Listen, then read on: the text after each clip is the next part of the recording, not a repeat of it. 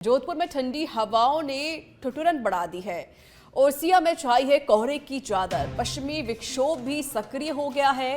प्रदेश के कई जिलों में हल्की बूंदाबांदी हुई। जोधपुर और आसपास के इलाकों में बूंदाबांदी हुई है। प्रदेश के कई जिलों में मेघ गर्जन और वज्रपात की चेतावनी जारी की गई है।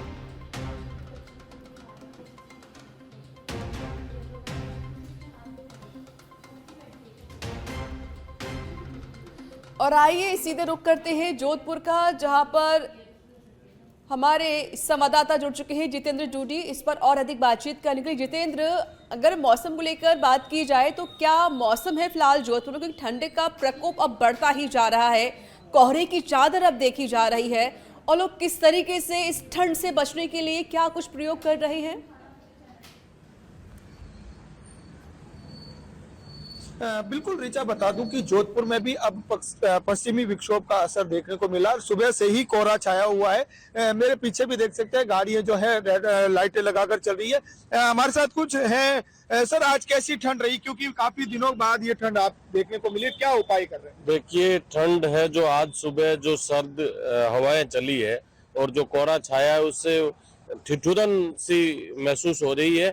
और ये ठंड है वो काफी दिनों बाद, जैसे आज ठंड आई है वैसे बहुत दिनों, इस साल की पहली ठंड जो जिसको कह सकते हैं। और ये ठंड वैसे किसानों के लिए ठंड होना भी जरूरी है, लेकिन जो ठिठुरन आम जनता में इस ठंड ने पैदा की है, जो हार्ड मास को गला दे, ऐसी ठंड रही है। बिल्कुल ऋचा, देखिए हार्ड मास गलाने वाली ठंड है। सुबह से कोहरा छाया हुआ है। खास तौर पर जो जोधपुर का मेहरानगढ़ दुर्ग है वो कहीं ना कहीं जो है छुपा हुआ नजर आया।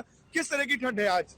बहुत ज्यादा ठंड है। पहले इस महीने के शुरू में तो इतनी ठंड नहीं थी, पर आज जब साल खत्म हो रहा है उससे पहले एकदम से ठंड बढ़ी और आज जो है कपकपाने वाली ठंड है। जो विजिबिलिटी है वो भी दिखाई नहीं दे रहा है, 2 से 3 मीटर के आगे दिखाई नहीं दे रहा है। सुबह तो 2 मीटर के आगे कुछ दिखाई नहीं दे रहा था। अब थोड़ी थोड़ी हमें आशा है कि थोड़ी धूप खिलेगी तो हमें थोड़ी राहत मिलेगी।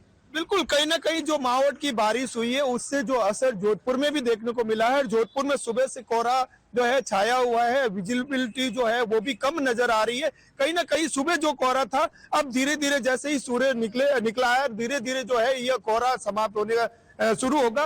किसानों के लिए फायदा है, क्योंकि किसानों की जो फसलें हैं इस माहौल में पकती है और ये खास वजह जो है किसानों के लिए फायदेमंद भी रहती है। बिल्कुल, जाहिर है गेहूं और आलू की फसल इस वक्त होती है तो उनके लिए काफी फायदेमंद होती है। लेकिन जितेंद्र, क्योंकि किसानों के लिए तो अच्छी बात है और कल जिस तरीके से बूंदाबांदी हुई उसके बाद ये ठंड और ज़्यादा बढ़ गई। अगर हम बात करें टेम्परेचर को लेकर, कितना टेम्परेचर वहाँ पर अभी जताया जा रहा है और क्या कुछ आशंका है? साथ ये और बताइए कि अगर जो गरीब तबके के लोग हैं उनके लिए ठंड बड़ा ही प्रकोप लेकर आती है, क्या व्यवस्था उनके लिए की गई है सरकार की तरफ से, प्रशासन की तरफ से?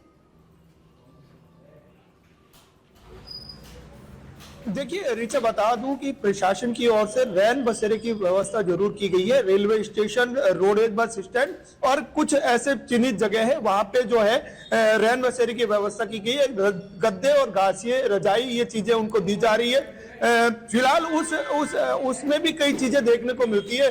इसलिए अभी देखा था कि वहां पे जो लोग रहते हैं वो कुछ अपने वर्चस्व के लड़ाई भी वहां हो जाती है। तो कहीं ना कहीं वहां प्रशासन को ध्यान देने की भी जरूरत रहती है, क्योंकि रैन बसेरे बंद तो जाते हैं लेकिन रैन बसेरों की वापस उस पे जो है नजर नहीं रखना। कहीं ना कहीं कई लोगों को जो फुटपाथ पर सोते हैं, कई लोग सड़क पर भी रहते हैं, जो फुटपाथ पर रहने वाले लोग हैं वो आज भी अपने। शुक्रिया आपका।